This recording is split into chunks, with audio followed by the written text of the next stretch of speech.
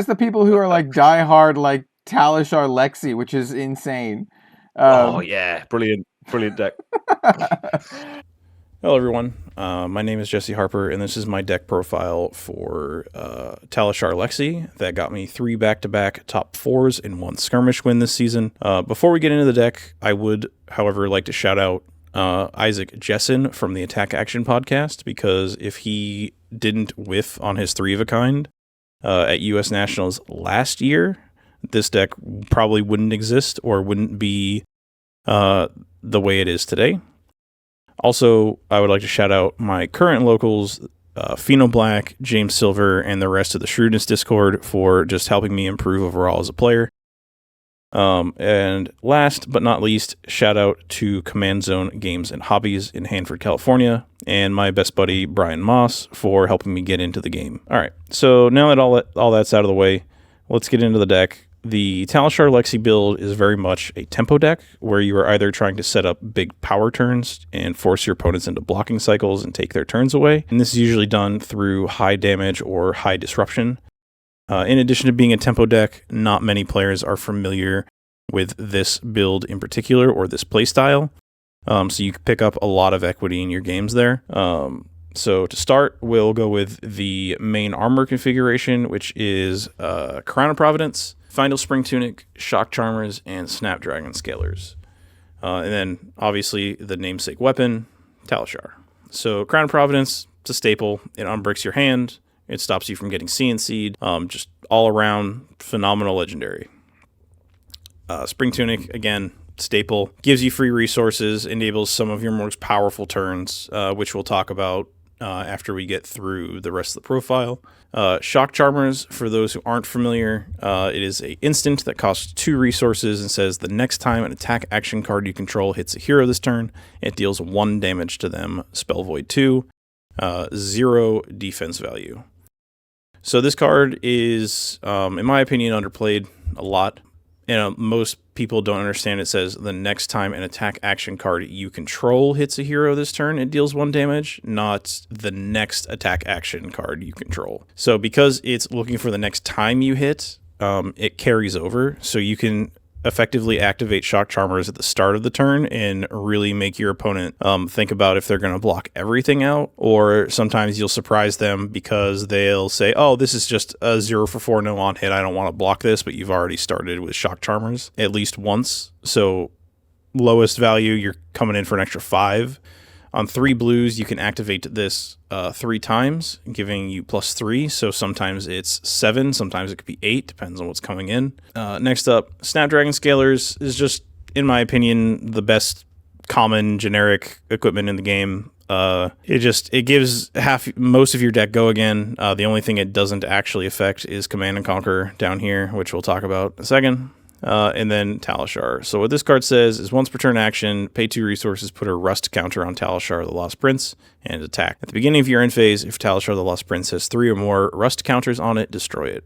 So it attacks for 4 and blows up after you swing with it 3 times. So it's worth 12 presented damage over the course of the game, which in Blitz is over half an opponent's life total. All right, so next we're going to get into the generics package, which is Censor, Command and Conquer, Enlightened Strike, Scar for Scar, Snatch, and Warmonger's Diplomacy. So Censor does all the things we want in the deck. It blocks 3, it pushes an awkward breakpoint of 5, and it has an on-hit, it has that disruption, and it also costs 1. So it is targetable by Lightning Press, it is targetable by Snapdragon Scalers, it is targetable by Razor Reflex. Next, we have CNC. Not much has to be said about this. This card is just good in general. It helps you hold tempo. It blocks 3. D-Reacts can't be played into it, which is very important in this current format. Next, we have E-Strike. Again, staple. Good number on card. What you can do with Lexi is you can flip a lightning card to give it go again. And then choose draw card, and you've effectively created a 1-card 5 with go again, which is a very good rate. Next, we have Scar for Scar. This card's here to help smooth out the turns where we don't have access to an arsenal or we don't have lightning cards that give themselves go again. Ideally, since you are a tempo deck, you're not going to be blocking as heavily as some of your opponents, so your life total should be a couple points lower at certain stages of the game. And this just helps us not lean on our hero power to really push some of those wider turns. Next, we have Snatch.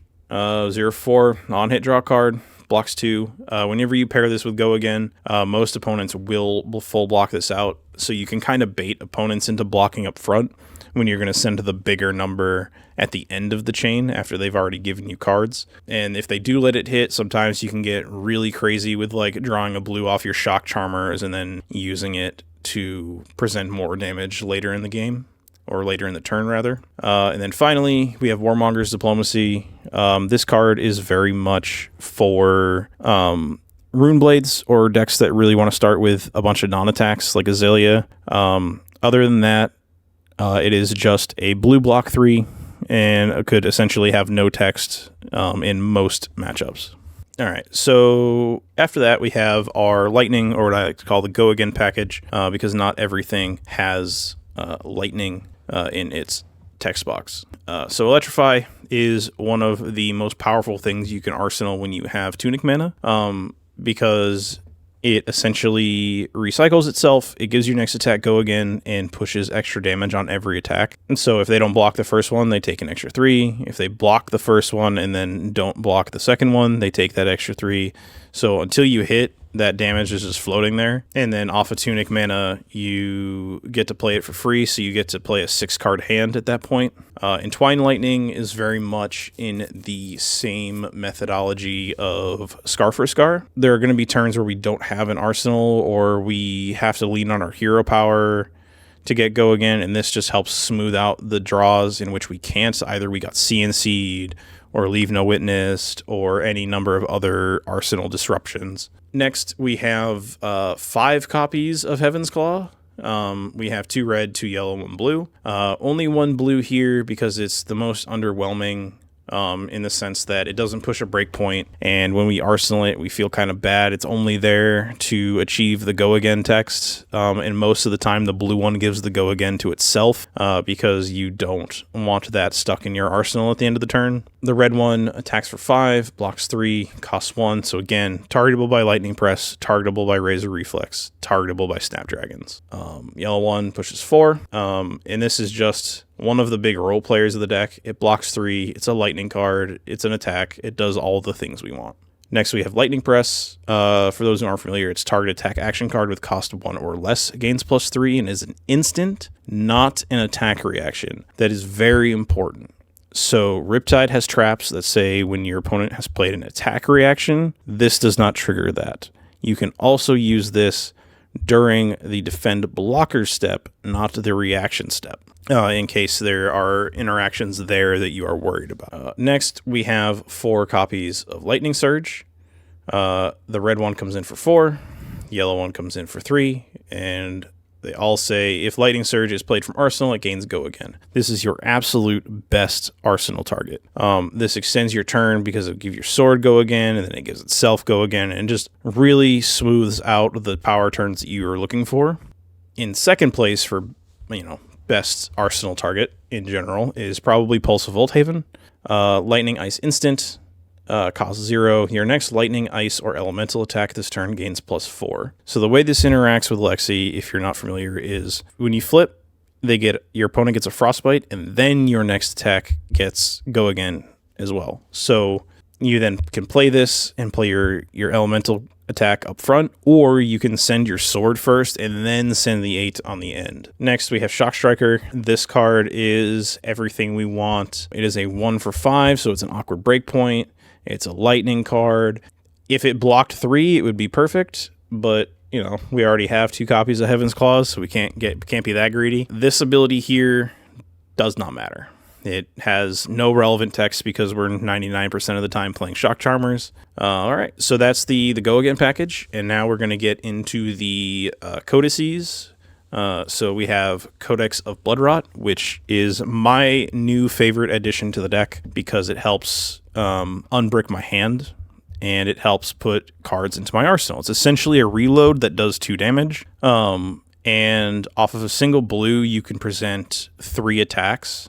If Codex is in your hand and you have, say, Lightning Surge and a 1 for 5, you can Codex, load the Lightning Surge, flip the Lightning Surge with Lexi Power, swing your sword for 4, Lightning Surge, and then swing your 1 for 5 because you'll have 1 resource left over because off the blue, Talishar costs 2, Lightning Surge 0, and then you have 1 resource float. Codex Frailty, not much to be said here. Discard's just good. CC Staple, you get crazy value off this card in the right scenarios. Next up, we have the Ice package. So we'll start with Icequake, and then Channel Lake Frigid, Winter's Bite, Winter's Grasp. So the main difference here is the Icequakes up there don't really ever get pitched, and you really don't ever want to block with them if you can avoid it. They function a little differently than these 3 down here, but we have Channel Lake Frigid, which taxes the opponent.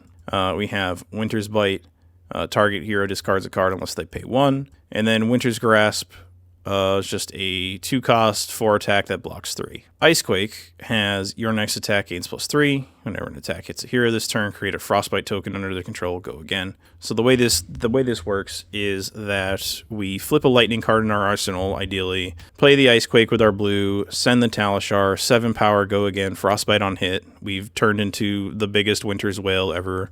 And then the cool thing about having most of our blues only be these ice cards here is that we'll naturally pitch stack them together to be able to play these channels into the later game. So as long as you're paying attention and don't pitch all of your blues together, then you can lead into turns where it's like pitch my Winter's Bite or Winter's Grasp, play my channel, attack with a 1 for 5 and Arsenal Lightning card. Rounding out the deck is the inventory or the sideboard slots. So we have 2 cards dedicated for sideboard slots. Death Touch. This card is very good off of Codex. This card also comes in during the Dromai and Prism matchups because it's a popper. All around, a good card, good role player, creates insane turns off of Codex, which we'll talk about a little later. Razor Reflex, you play this in the decks that are trying to block efficiently into you or stop your hit triggers. Next, we have Coronet Peak. Coronet Peak, Ice Equipment, Head, blocks 2, Blade Break, action, pay 3, target hero discards a card unless they pay 1 resource. This comes in for the decks where you cannot allow them to keep 4 or 5 card hands, and you always need to get a card from them. So a lot of the times the play cycle is flip a lightning card from Arsenal, attack, pitch my blue to Coronet Peak, discard a card. Next up is Heart of Ice. This card is amazing. This is one of my favorite equipment pieces in the deck. It's a very good tech card into pretty much any wizard, but also Riptide. So if you're not familiar with Riptide, at least the fatigue version has a lot of traps and D-reacts in their deck, and they're just trying to get equity off the damage and off the disruption that those traps present. Heart of Ice makes it really hard to do that efficiently. So if you're activating Heart of Ice, every D-react they play into you is going to cost an additional resource. So if they have 2 traps, they need to pitch 2 resources. And it just makes blocking really, really awkward for them because lately the only attacks they've been playing are Salvage Shot and or Nourishing Emptiness. Iron Rot Gauntlet. I know this card doesn't look spectacular, but is an absolute must-play into Rhinar, Azalea, Phi, Katsu, Ira, mainly because Iron Rots block Kodachis, which in turn blocks Mask.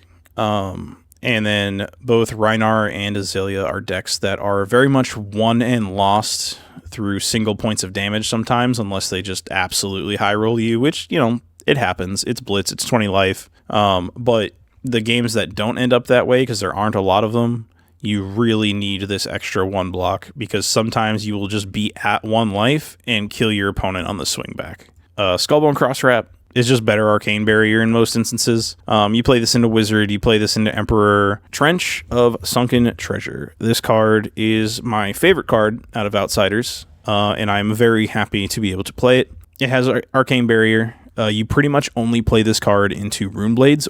I like playing this card into Azalea specifically, sometimes because the Warmonger's Diplomacies in our deck get us a lot of free equity, and Trench allows us to unbrick our own turn because we can't activate Lexi Power whenever we cast Warmongers. So just being able to go, here's Warmongers, I have no Lexi Power, I want to get rid of this card, and go from there. All right, so next we're going to go over some just basic do's and don'ts.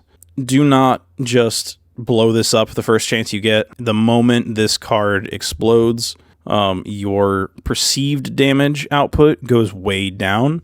And a lot of opponents can, from there, just say, okay, I'm just going to block everything. You don't have a weapon anymore. It's time to fatigue you.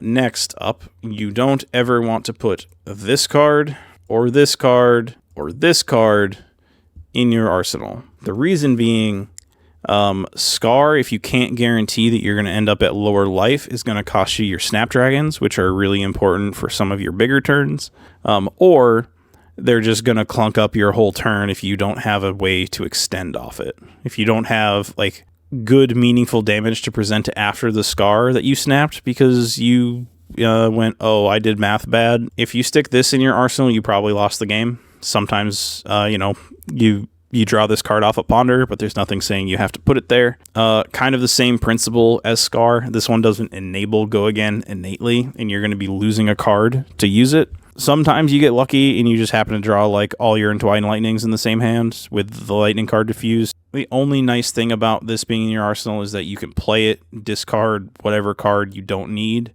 go get a Lightning Surge. Now, we're going to go over one of the power turns for the deck. So the types of turns that you are looking for in this deck usually revolve around Tunic being on 3 counters, which, not that hard to get. And then we're going to say that Entwined Lightning Red, Blue Heaven's Claws, Censor, and Codex of Frailty are in your hand, and you have a red Lightning Surge in your arsenal. The way you sequence this turn is you play the Entwined Lightning, fusing with the Blue Heaven's Claws. That's 4 Go Again. Then you break the chain using Lexi power, pitching the Heaven's Claws to swing your sword for 4 Go Again. So now we're at 8 presented on the turn. Play the Lightning Surge from your arsenal, which is another 4 Go Again. So now we're presented 12 off of 1 blue with 1 resource floating. You then play the Censor from your hand and send 1 for 5. So now we're presenting 17 with an on-hit that says you might not be able to play the card that you're trying to keep. Activate your Snapdragons to give it Go Again. From there, you play your Codex, get back the Censor, or if you were very lucky and were able to get Death Touch, you go get the Death Touch, and you use the Tunic mana to cast it. And we are presenting 25 total damage on the turn off of 5 cards. In Blitz, that is a very good amount of damage. There aren't a lot of decks that can kind of keep up with that damage output. All right, so that about does it for the deck profile for Talishar Lexi. If you have any comments, questions, or possible additions to the deck, or if you end up building your own version of the deck, please send me a message with how you did, what matches you lost to, what decks were really hard for you, and then just anything else. If you want to talk shop, just find me at the Orc Knight on Twitter, or if you have me on Discord under the same name, feel free to shoot me a DM there. Stay tuned for the rest of the video. You'll see something that hopefully gets a lot of laughs. And it's a gosh darn battle for honor. My brothers fell many a moon ago.